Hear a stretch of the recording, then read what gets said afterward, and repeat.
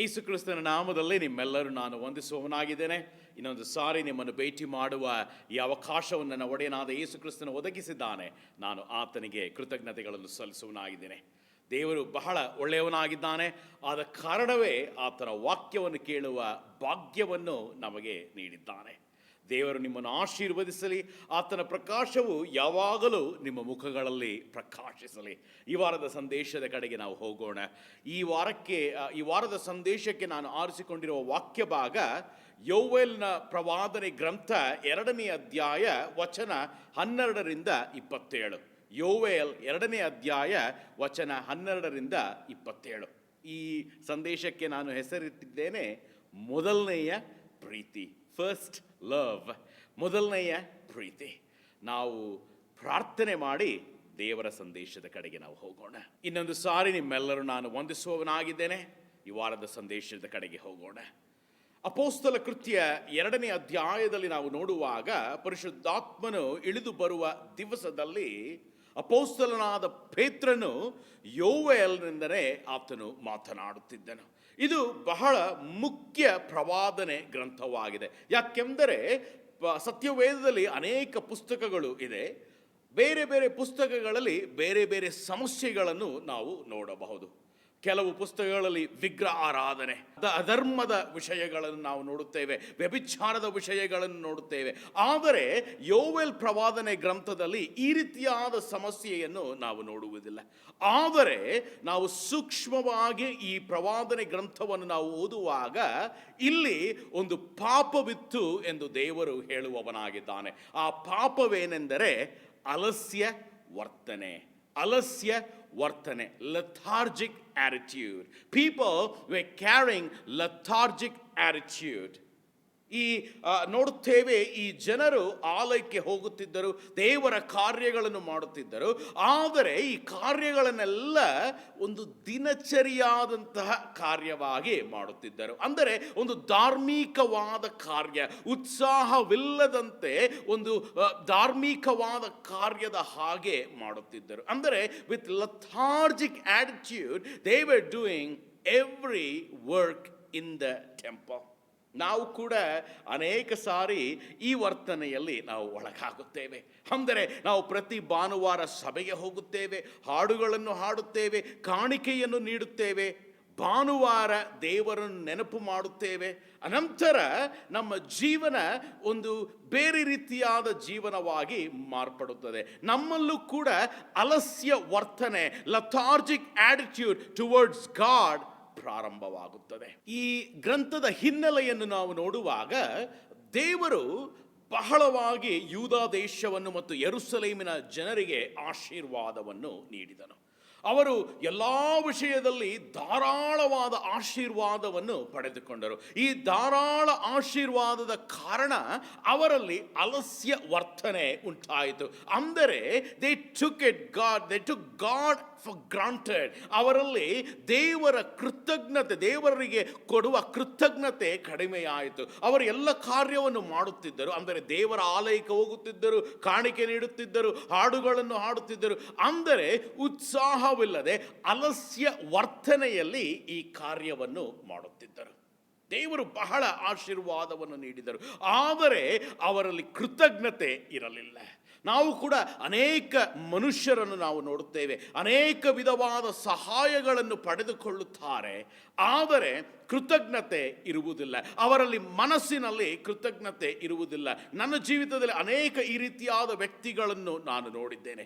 ಶಾಲಾ ಕಾಲೇಜುಗಳಿಗೆ ಸಹಾಯ ತೆಗೆದುಕೊಳ್ಳುತ್ತಾರೆ, ಹಣಕಾಸು, ಆಹಾರ, ಆ ರೀತಿಯಾದ ಅನೇಕ ಸಹಾಯವನ್ನು ಸಭೆಯಿಂದ ತೆಗೆದುಕೊಳ್ಳುತ್ತಾರೆ, ಆದರೆ ಅವರಲ್ಲಿ ಕೃತಜ್ಞತೆ ಎಂಬ ಭಾವನೆ ಇರುವುದಿಲ್ಲ. ಮನಪೂರ್ವಕವಾಗಿ ಕೃತಜ್ಞತೆ ಇರುವುದಿಲ್ಲ. ಅದೇ ರೀತಿಯಲ್ಲಿ ಯೂದಾ ದೇಶದ ಜನರಿಗೂ ಯೆರೂಸಲೇಮಿನ ಜನರಿಗೂ ಆ ವರ್ತನೆ ಉಂಟಾಯಿತು. ಅವರಲ್ಲಿ ಅಲಸ್ಯದ ವರ್ತನೆ ಉಂಟಾಯಿತು. ಈ ವರ್ತನೆಯ ಕಾರಣ ದೇವರು ಬಹಳ ನಿರಾಸೆ ಹೊಂದುವವನಾಗಿದ್ದಾನೆ. ಆತನಿಗೆ ಬಹಳ ದುಃಖ ಉಂಟಾಗುತ್ತದೆ. ಮನುಷ್ಯರಾದ ನಮಗೆ ನೋವನ್ನು ಉಂಟು ಮಾಡುವಾಗ ದೇವರು, ಅಂತಹ ಆಶೀರ್ವಾದವನ್ನು ನೀಡುವ ದೇವರು ಬಹಳ ನಿರಾಸೆ ಹೊಂದುವವನಾಗಿದ್ದಾನೆ. ಈ ನಿರಾಸೆ ಹೊಂದಿದ ಕಾರಣ ಈ ಜನರನ್ನು ತಿದ್ದುಪಡಿಸುವುದಕ್ಕೆ, ಅದು ಮಾತ್ರವಲ್ಲ ಅವರ ಗಮನವನ್ನು ಸೆಳೆದುಕೊಳ್ಳುವುದಕ್ಕೆ ದೇವರು ಅವರ ಮಧ್ಯದಲ್ಲಿ ಒಂದು ಸಮಸ್ಯೆಯನ್ನು ತರುವವನಾಗಿದ್ದಾನೆ. ಅಂದರೆ ಒಂದು ಶಿಕ್ಷೆಯನ್ನು ನೀಡುವವನಾಗಿದ್ದಾನೆ.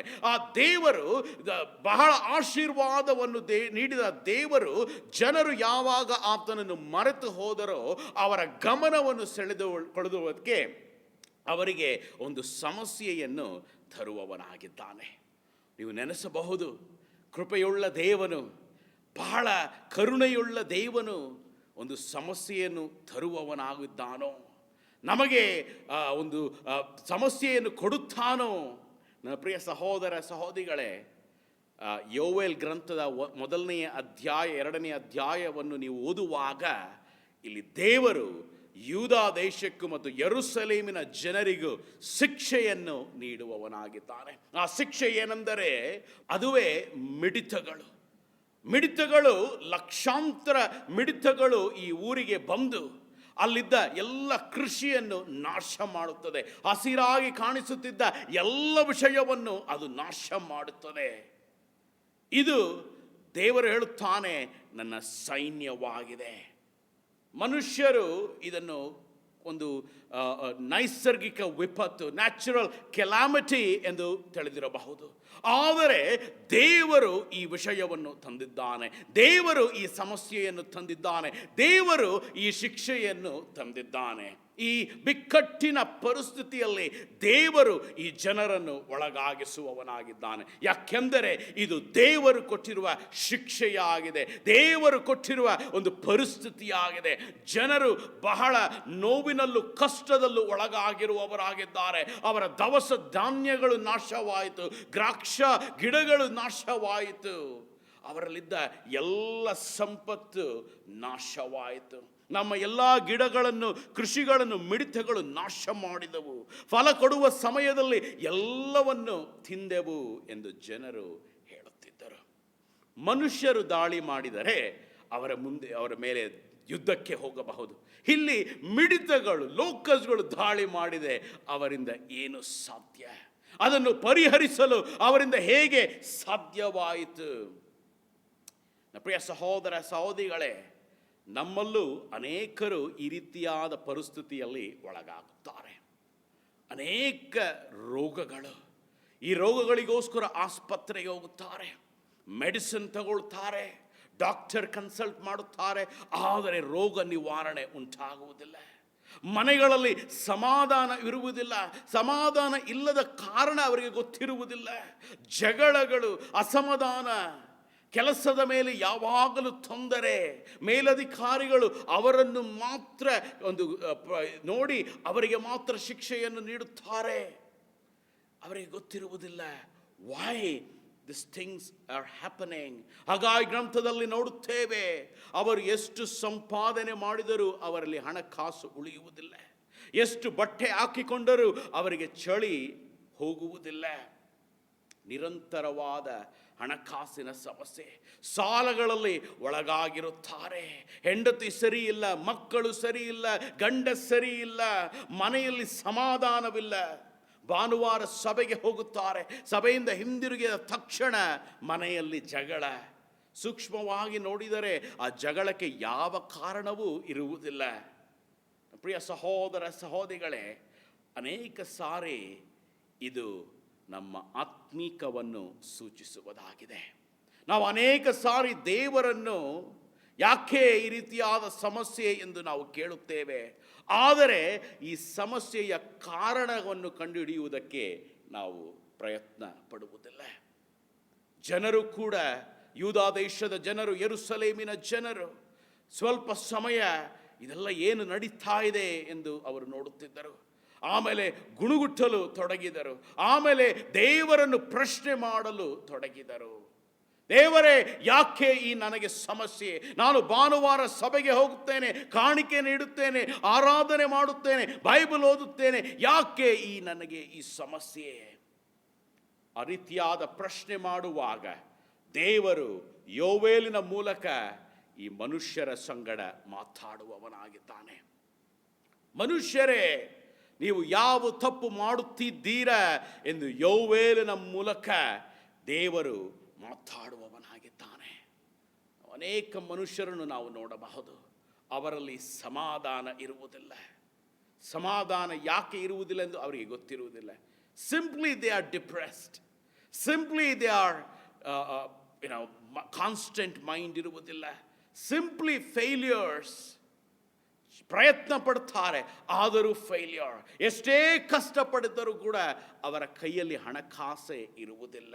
ಅವರು ನೆನೆಸಿಕೊಳ್ಳುತ್ತಾರೆ, ದೇವರೇ ನಾನು ಒಳ್ಳೆಯವನು, ಭಾನುವಾರ ಸಭೆಗೆ ಹೋಗುತ್ತೇನೆ, ಕಾಣಿಕೆ ನೀಡುತ್ತೇನೆ, ನನ್ನಲ್ಲಿ ಯಾವ ಸಮಸ್ಯೆಯೂ ಇಲ್ಲ, ಆದರೆ ಯಾಕೆ ಈ ಕುಟುಂಬದಲ್ಲಿ ನನ್ನ ವೈಯಕ್ತಿಕ ಜೀವನದಲ್ಲಿ ಈ ರೀತಿಯಾದ ತೊಂದರೆಗಳು? ನನ್ನ ಗಂಡ ಸರಿಯಿಲ್ಲ, ನನ್ನ ಹೆಂಡತಿ ಸರಿಯಿಲ್ಲ, ನನ್ನ ಮಕ್ಕಳು ಸರಿಯಿಲ್ಲ, ನನ್ನ ನೆರೆಹೊರೆಯವರು ಸರಿಯಿಲ್ಲ, ಯಾಕೆ ಈ ರೀತಿಯಾದ ಸಮಸ್ಯೆಯು? ದೇವರೇ, ಈ ರೀತಿಯಾದಂಥ ಪರಿಸ್ಥಿತಿ ನನಗೆ ಯಾಕೆ ಬಂದಿದೆ ಎಂದು ನಾವು ಪ್ರಶ್ನೆ ಮಾಡುತ್ತೇವೆ.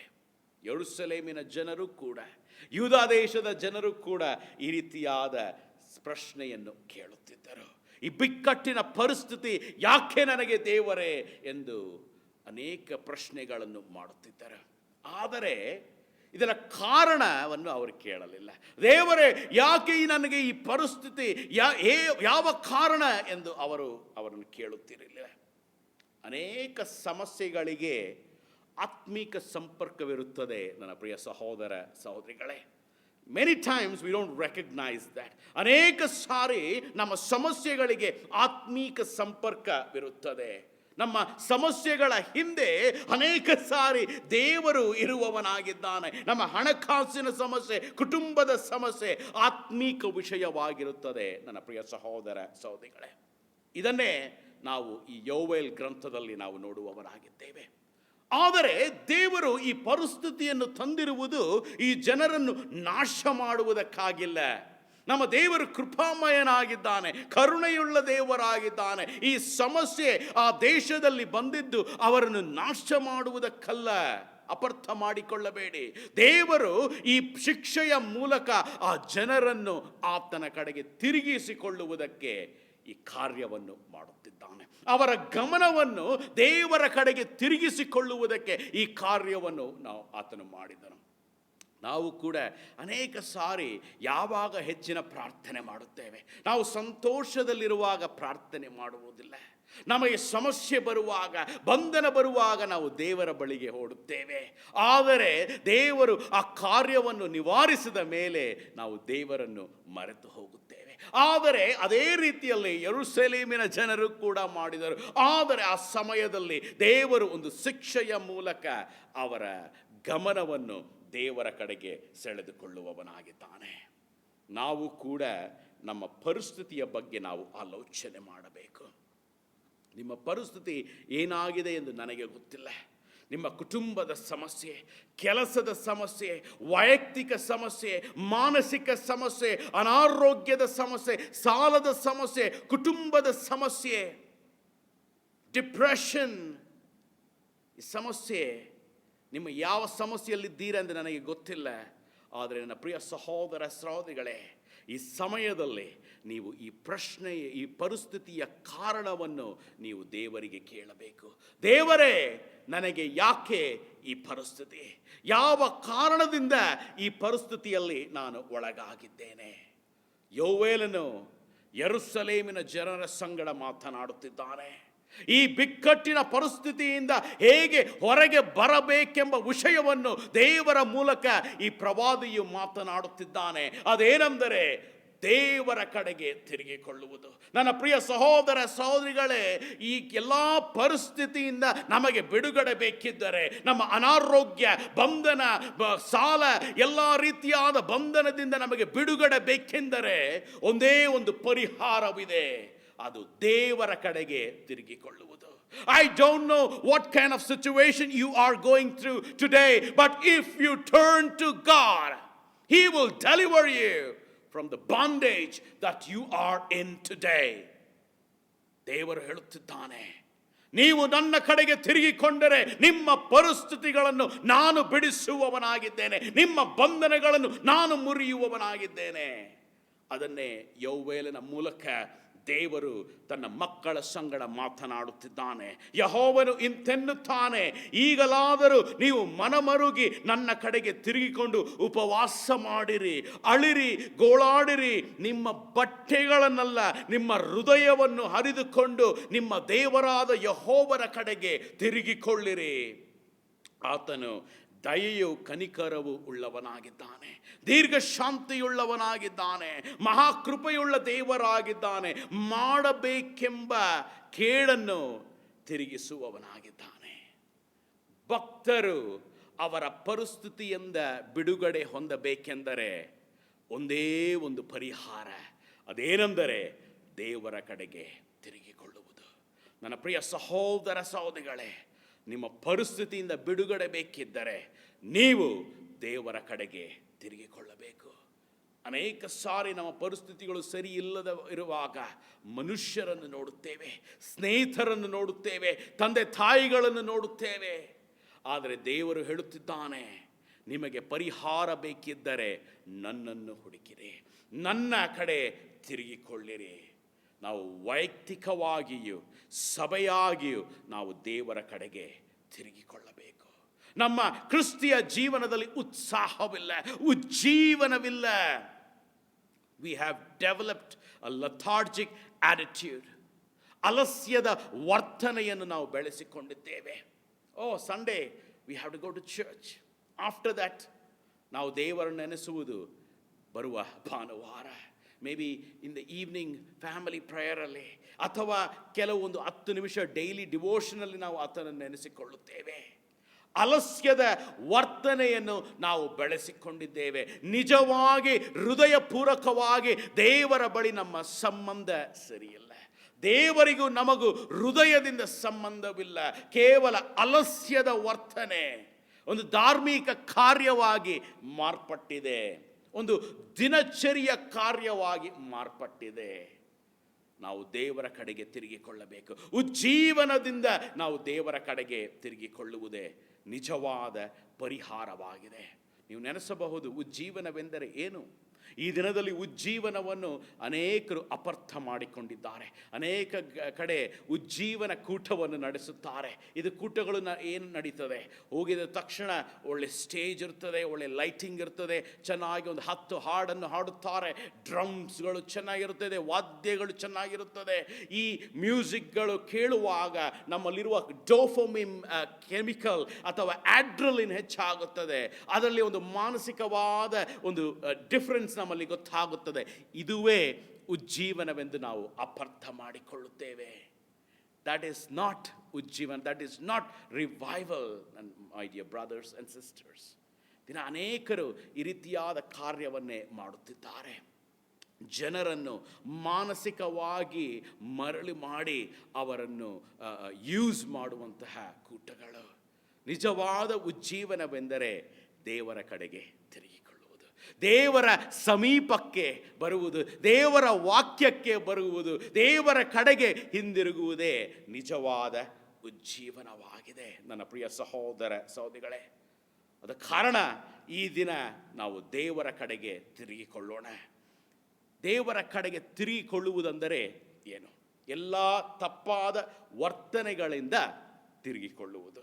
ಅನೇಕ ಸಾರಿ ನಾವು ಒಂದು ನಿರಾಕರಣೆಯ ಜೀವನದಲ್ಲಿ ಬಾಳುತ್ತೇವೆ. Self righteous people. ನಾನು ಭಾನುವಾರಕ್ಕೆ ಹೋಗ್ತೇನೆ, I am a righteous man. Without fail Sunday ಬೆಳಗ್ಗೆ ನಾನು ಚರ್ಚಲ್ಲಿರ್ತೇನೆ, I am a righteous man. ಕಾಣಿಕೆಯನ್ನು ನೀಡ್ತೇನೆ, I am a righteous man. ಸಭೆಗೆ ಬೇಕಾದ ವಸ್ತುಗಳನ್ನು ಕೊಡ್ತೇನೆ, I am a righteous man. ಈ ರೀತಿಯಾದ ನಿರಾಕರಣೆಯ ಜೀವಿತದಲ್ಲಿ ಅನೇಕರು ಪ್ರಯಾಣ ಮಾಡುತ್ತಿರ್ತಾರೆ. ಆದರೆ ಅವರ ಜೀವಿತವನ್ನು ನೋಡುವಾಗ under current there is lord of hollowness, emptiness. ಬಹಳ ಒಂದು ಬರಿದಾದಂತಹ ಜೀವನವಾಗಿ ಇರುತ್ತದೆ. ಕೇವಲ ಭಾನುವಾರ ನಾವು ಸಭೆಗೆ ಹೋಗಿದ ತಕ್ಷಣ ನಾವು ನೀತಿವಂತರಾಗುವುದಕ್ಕೆ ಸಾಧ್ಯವಿಲ್ಲ. ನನ್ನ ಪ್ರಿಯ ಸಹೋದರ ಸಹೋದರಿಗಳೇ, ಕೆಲವು ಒಳ್ಳೆ ಕಾರ್ಯಗಳನ್ನು ಮಾಡಿ ನಾವು ನೀತಿವಂತರು ಎಂದು ಹೇಳಲಿಕ್ಕೆ ಸಾಧ್ಯವಿಲ್ಲ. ನನ್ನ ಪ್ರಿಯ ಸಹೋದರ ಸಹೋದರಿಗಳೇ, ನಮ್ಮಲ್ಲಿ ದೇವರ ಸಂಬಂಧ ಇರಬೇಕು. ನಿಜವಾದ ಹೃದಯದಿಂದ ದೇವರ ಸಂಬಂಧ ನಮ್ಮಲ್ಲಿ ಇರಬೇಕು. ಆದ ಕಾರಣ ಈ ದಿನ ನಾವು ಎಲ್ಲ ನಿರಾಕರಣೆಯನ್ನು ಬಿಟ್ಟು, ತಪ್ಪು ವರ್ತನೆಗಳನ್ನು ಬಿಟ್ಟು ದೇವರ ಕಡೆಗೆ ತಿರುಗಿಕೊಳ್ಳೋಣ. ಎರಡನೇದಾಗಿ, ದೇವರ ಕಡೆಗೆ ಉಪವಾಸದಿಂದಲೂ ಕಣ್ಣೀರಿನಿಂದಲೂ ನಾವು ತಿರುಗಿಕೊಳ್ಳಬೇಕು. When was the last time? ಕಡೆಯ ಬಾರಿ ದೇವರ ಮುಂದೆ ನಿಂತು ನಾವು ಯಾವಾಗ ಕಣ್ಣೀರಿಟ್ಟಿದ್ದೇವೆ? ಏನೋ ದೇವರು ಹೊಸ ಮನೆ ಕೊಡುವಾಗ, ಕಾರ್ ಕೊಡುವಾಗ ನಾವು ಕಣ್ಣೀರಿಡ್ತೇವೆ, ಆನಂದ ಬಾಷ್ಪ. But when did we really think about our relationship with God? ನನ್ನ ಜೀವನ ಯಾವ ರೀತಿಯಲ್ಲಿದೆ? ಅದು ಆ ಮೊದಲನೆಯ ಪ್ರೀತಿ ನನ್ನಲ್ಲಿ ಇದೆಯೋ ಎಂದು ನೆನೆಸಿ ಯಾವಾಗ ನಾವು ಕಣ್ಣೀರಿಟ್ಟಿದ್ದೇವೆ? ಯಾವಾಗ ನಿಜವಾಗಿ ನಾವು ಉಪವಾಸ ಮಾಡಿದ್ದೇವೆ? ಅಂದರೆ ನಿಜವಾದ ಉಪವಾಸ. ನಾವು ಮನೆಗಾಗಿ ಉಪವಾಸ ಮಾಡ್ತೇವೆ, ಮದುವೆಗಾಗಿ ಉಪವಾಸ ಮಾಡ್ತೇವೆ, ಕೆಲಸಕ್ಕಾಗಿ ಉಪವಾಸ ಮಾಡ್ತೇವೆ. ಆದರೆ ದೇವರ ಸಮೀಪವಾಗುವುದಕ್ಕೆ ನಾವು ಯಾವಾಗ ಉಪವಾಸ ಮಾಡಿದ್ದೇವೆ? ನಮ್ಮಲ್ಲಿ ಉಪವಾಸವೆಂದರೆ ಶುಕ್ರವಾರ ಬೆಳಗ್ಗೆ ಕೆಲವು ತಾಸು ಪ್ರಾರ್ಥನೆ ಮಾಡಿ ಕೆಲಸಕ್ಕೆ ಹೋಗುವುದು. That is not real fasting, my brothers and sisters. ನಿಜವಾದ ಉಪವಾಸವೆಂದರೆ ನಮ್ಮ ಎಲ್ಲ ಕಾರ್ಯವನ್ನು ತಳ್ಳಿ ಹಾಕಿ, ಟೆಲಿಫೋನನ್ನು ತಳ್ಳಿ ಹಾಕಿ, ಟಿವಿಯನ್ನು ತಳ್ಳಿ ಹಾಕಿ, ಕುಟುಂಬದವರನ್ನು ತಳ್ಳಿ ಹಾಕಿ, ಯಾವ ಅಡಚಣೆಯೂ ಇಲ್ಲದೆ ದೇವರ ಸನ್ನಿಧಾನದಲ್ಲಿ ಕುಳಿತುಕೊಂಡು ಉಪವಾಸ ಮಾಡುವುದೇ. ನಾವು ಅನೇಕ ಸಾರಿ ತಿಳಿದುಕೊಳ್ಳುತ್ತೇವೆ, ನಾವು ಇವತ್ತು ಬ್ರೇಕ್ಫಾಸ್ಟ್ ಮಾಡಿಲ್ಲ, ಲಂಚ್ ಮಾಡಿಲ್ಲ, ಬಟ್ ನಾವು ಕೆಲಸದ ಕಡೆ ಇರ್ತೇವೆ, and we think that is fasting. ಈ ರೀತಿಯಾಗಿ ಮರಳು ಮಾಡಿದ್ದಾನೆ ಸೈತಾನನು. That is not fasting. You are just doing diet. ನಿಮ್ಮ ಶರೀರಕ್ಕೆ ಅದು ಒಳ್ಳೆಯದಾಗಿದೆ. I don't think so it is any beneficial for your spirit. ಉಪವಾಸದಿಂದ ನಾವು ದೇವರ ಕಡೆಗೆ ತಿರುಗಿಕೊಳ್ಳೋಣ. ಕಣ್ಣೀರಿನಿಂದ ನಾವು ದೇವರ ಕಡೆಗೆ ತಿರುಗಿಕೊಳ್ಳೋಣ. ಪಶ್ಚಾತ್ತಾಪದಿಂದ ನಾವು ದೇವರ ಕಡೆಗೆ ತಿರುಗಿಕೊಳ್ಳೋಣ. ದೇವರೇ ಹೇಳೋಣ, ಈ ಪರಿಸ್ಥಿತಿ ಎಲ್ಲಿರುವುದಕ್ಕೆ ನನಗೆ ಇಷ್ಟವಿಲ್ಲ, ಈ ನಿರಾಕರಣೆಯ ಜೀವನದಲ್ಲಿ ನಾನು ಇರುವುದಕ್ಕೆ ಇಷ್ಟವಿಲ್ಲ. ದೇವರೇ, ಪಶ್ಚಾತ್ತಾಪದಿಂದ ನಾನು ನಿನ್ನ ಕಡೆಗೆ ಹಿಂದಿರುಗುವವನಾಗಿದ್ದೇನೆ.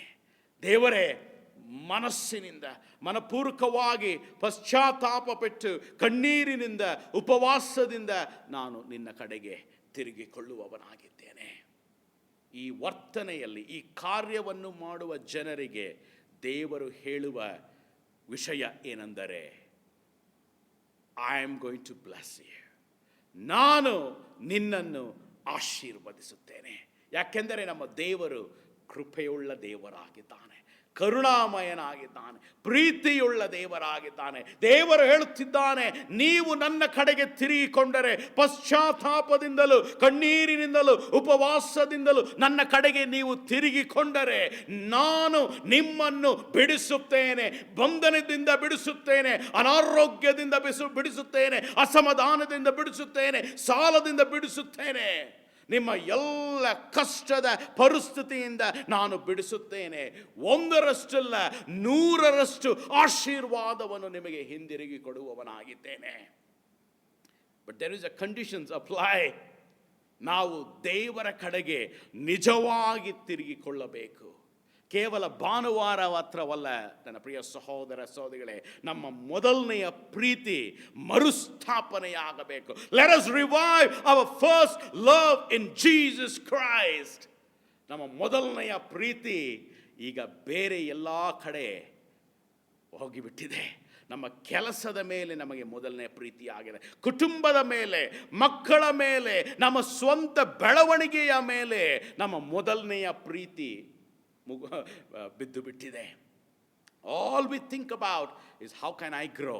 ನಾನು ಹೇಗೆ ಆಶೀರ್ವಾದ ಹೊಂದಲಿ, ನಾನು ಹೇಗೆ ಬೆಳೆಯಲಿ, ನನ್ನ ಹೆಸರು ಹೇಗೆ ಬೆಳೆಯಲಿ, ಅದನ್ನೇ ಮಾತ್ರ ನಾವು ನೆನಪು ಮಾಡುತ್ತಾ ಇರುತ್ತೇವೆ. Today it's a day of repentance. ನಾವು ಪಶ್ಚಾತ್ತಾಪ ಪಡುವ ದಿವಸವಾಗಿದೆ ನನ್ನ ಪ್ರಿಯ ಸಹೋದರ ಸಹೋದರಿಗಳೇ. ನಾವು ದೇವರ ಕಡೆಗೆ ತಿರುಗಿಕೊಳ್ಳುವಂತಹ ದಿವಸವಾಗಿದೆ. ನಮ್ಮ ಮೊದಲನೆಯ ಪ್ರೀತಿಯನ್ನು ದೇವರಿಗೆ ಕೊಡುವಂತಹ ದಿನವಾಗಿದೆ ನನ್ನ ಪ್ರಿಯ ಸಹೋದರ ಸಹೋದರಿಗಳೇ. ಹಾಗೆ ತಿರುಗಿಕೊಂಡರೆ ದೇವರು ಹೇಳುತ್ತಾನೆ, ನಾನು ನಿಮ್ಮನ್ನು ಆಶೀರ್ವಾದ ಮಾಡುವವನಾಗಿದ್ದೇನೆ. ಪ್ರಕಟಣೆ 2:4 ಎಫೆಸದ ಸಭೆಗೆ ಈ ವಿಷಯವನ್ನೇ ದೇವರು ಮಾತನಾಡುತ್ತಿದ್ದಾನೆ. ನೀವು ಮೊದಲನೆಯ ಪ್ರೀತಿಯನ್ನು ಕಳೆದುಕೊಂಡಿದ್ದೀರ. ನಿಮ್ಮ ಸಭೆ ಬಹಳ ಸುಂದರವಾಗಿದೆ, ನಿಮ್ಮ ಆಡಂಬರ ಬಹಳ ಸುಂದರವಾಗಿದೆ, ನಿಮ್ಮ ವಾದ್ಯಗಳು ಬಹಳ ಸುಂದರವಾಗಿದೆ, ನಿಮ್ಮ ಹಾಡುಗಳು ಬಹಳ ಶ್ರೇಷ್ಠವಾಗಿದೆ, ನಿಮ್ಮ ಗ್ರಂಥದ ಜ್ಞಾನ ಬಹಳ ಸುಂದರವಾಗಿದೆ. ಆದರೆ ನೀವೆಲ್ಲ ಚೆನ್ನಾಗಿ ಮಾಡುತ್ತಿದ್ದೀರಾ, ಆದರೆ ನಿಮ್ಮಲ್ಲಿ ಒಂದು ತಪ್ಪು ಇದೆ. ಅದೇನೆಂದರೆ ನಿಮ್ಮ ಮೊದಲನೆಯ ಪ್ರೀತಿಯನ್ನು ಕಳೆದುಕೊಂಡಿದ್ದೀರ. You have lost your first love. ಮೊದಲನೆಯ ಪ್ರೀತಿಯನ್ನು ಕಳೆದುಕೊಂಡಿದ್ದೀರ. ಈ ಸಮಸ್ಯೆ ಹೇಗೆ ಪ್ರಾರಂಭವಾಗುತ್ತದೆಂದರೆ, ಮನುಷ್ಯರು ಯಾಕೆ ದೇವರ ಮೇಲಿರುವ ಮೊದಲನೆಯ ಪ್ರೀತಿಯನ್ನು ಕಳೆದುಕೊಳ್ಳುತ್ತಾರೆಂದರೆ ಸುಳ್ಳು ಬೋಧನೆಗಳಿಂದ, ಸುಳ್ಳು ಸೇವಕರಿಂದ, ಕಳ್ಳ ಸೇವಕರಿಂದ ಅವರು ಬೇರೆಯಾದ ಟ್ವಿಸ್ಟೆಡ್ ಸರ್ಮನ್ನನ್ನು ಕೇಳಿ ಅವರು ಮೊದಲನೆಯ ಪ್ರೀತಿಯನ್ನು ದೇವರ ಮೇಲಿಂದ ತೆಗೆದು ಕೇವಲ ಲೌಕಿಕ ವಿಷಯಗಳ ಮೇಲೆ ಹಾಕುತ್ತಾರೆ. ಇದರ ಕಾರಣವೇನೆಂದರೆ ತಪ್ಪಾದ ಬೋಧನೆಗಳು. But today let us repent and get back to God. ಮೊದಲನೆಯ ಪ್ರೀತಿಗೆ ನಾವು ತಿರುಗಿಕೊಳ್ಳೋಣ. ಪಶ್ಚಾತ್ತಾಪಪಟ್ಟು ದೇವರ ಕಡೆಗೆ ನಾವು ತಿರುಗಿಕೊಳ್ಳೋಣ. ದೇವರು ಹೇಳುತ್ತಿದ್ದಾನೆ, ನೀವು ನಿಮ್ಮ ಮೊದಲನೆಯ ಪ್ರೀತಿಯನ್ನು ಕಳೆದುಕೊಂಡಿದ್ದೀರ. ಹೇಗೆ ನಮಗೆ ಗೊತ್ತು ನಾವು ಮೊದಲನೆಯ ಪ್ರೀತಿಯನ್ನು ಕಳೆದುಕೊಂಡಿದ್ದೇವೆ? ಯೇಸು ಸ್ವಾಮಿ ಪೇತ್ರನನ್ನು ಕೇಳುತ್ತಿದ್ದಾನೆ, ಪೇತ್ರನೇ, ನನ್ನನ್ನು ಪ್ರೀತಿ ಮಾಡುತ್ತೀಯೋ? ಹೌದು ಸ್ವಾಮಿ, ನಾನು ನಿನ್ನನ್ನು ಪ್ರೀತಿ ಮಾಡುತ್ತೇನೆ. ಹಾಗಾದರೆ ನನ್ನ ಕುರಿಮಂದೆಯನ್ನು ಮೇಯಿಸು. ಪೇತ್ರನೇ, ನನ್ನ ಪ್ರೀತಿ ಮಾಡುತ್ತೀಯೋ? ನಾನು ಪ್ರೀತಿ ಮಾಡುತ್ತೇನೆ ಸ್ವಾಮಿ. ಹಾಗಾದರೆ ನನ್ನ ಕುರಿಗಳನ್ನು ಪರಾಂಬರಿಸು. ಅದೇ ಯೇಸು ಕ್ರಿಸ್ತನು ನಿಮ್ಮನ್ನು ಕೇಳುತ್ತಿದ್ದಾನೆ, ನೀವು ಆತನನ್ನು ಪ್ರೀತಿ ಮಾಡುತ್ತೀರೋ? ನಿಮ್ಮ ಉತ್ತರ ಹೌದು ಸ್ವಾಮಿ ಎಂದರೆ ಎಷ್ಟು ಸುವಾರ್ತೆಯನ್ನು ಸಾರುತ್ತಿದ್ದೀರ? ಎಷ್ಟು ಜನರಿಗೆ ಆತನ ಪ್ರೀತಿಯ ಬಗ್ಗೆ ಮಾತನಾಡುತ್ತಿದ್ದೀರ? ನಾವು ನಿಜವಾಗಿ ಯೇಸು ಕ್ರಿಸ್ತನನ್ನು ಮೊದಲನೆಯ ಪ್ರೀತಿ ಎಂದು ನಾವು ನೆನೆಸಿಕೊಂಡರೆ ಆತನ ವಿಷಯವನ್ನು ನಾವು ಅನೇಕರಿಗೆ ಹೇಳುವವರಾಗಿದ್ದೇವೆ. ಆತನು ಮಾಡಿದ ಮಹತ್ವವುಳ್ಳ ಕಾರ್ಯವನ್ನು, ಮಹತ್ ಕಾರ್ಯಗಳನ್ನು ನಾವು ಲೋಕಕ್ಕೆ ಸಾರುವವರಾಗಿದ್ದೇವೆ. ಆ ವಿಷಯ ಮಾಡಿದರೆ ಮಾತ್ರ ನಮ್ಮಲ್ಲಿ ಮೊದಲನೆಯ ಪ್ರೀತಿ ಇದೆ ಎಂದು ಅರ್ಥ. ಸುಮ್ಮನೆ ಸಭೆಗೆ ಹೋಗಿದ ತಕ್ಷಣ ಮೊದಲನೇ ಪ್ರೀತಿ ಇದೆ ಎಂದು ನಾವು ಅಪಾರ್ಥ ಮಾಡಿಕೊಳ್ಳಬಾರದು. ಕಾಣಿಕೆ ನೀಡಿ ಹಾಡುಗಳನ್ನು ಹಾಡಿ ನಾವು ಸಮ್ ಪೀಪಲ್ ಜಸ್ಟ್ ಜಂಪ್, ಅಲ್ಲಿಂದ ಓಡ್ತಾರೆ, ಇಲ್ಲಿಂದ ಓಡ್ತಾರೆ. These are just chemical reaction in their mind. ಇದು ಮೊದಲನೆಯ ಪ್ರೀತಿಯ ಗುರುತು ಇಲ್ಲ ನನ್ನ ಪ್ರಿಯ ಸಹೋದರ ಸಹೋದರಿಗಳೇ. ಮೊದಲನೆಯ ಪ್ರೀತಿ ಇದ್ದರೆ ನಾವು ದೇವರ ರಾಜ್ಯಕ್ಕಾಗಿ, ದೇವರ ಮಹಿಮೆಗಾಗಿ ಕಾರ್ಯವನ್ನು ಮಾಡುವವರಾಗಿದ್ದೇವೆ. ಇದೇ ದೇವರು ವಾಕ್ಯ ಮಾತಾಡುವ ವಿಷಯವಾಗಿದೆ. ಇದೇ ದೇವರು ನಿಮ್ಮ ಸಂಗಡ ಈ ದಿನ ಮಾತಾಡುವ ವಿಷಯವಾಗಿದೆ. ನನ್ನ ಪ್ರಿಯ ಸಹೋದರ ಸಹೋದರಿಗಳೇ, ನೀವು ದೇವರ ಮೊದಲನೆಯ ಪ್ರೀತಿಗೆ ಹಿಂದಿರುಗಿರಿ.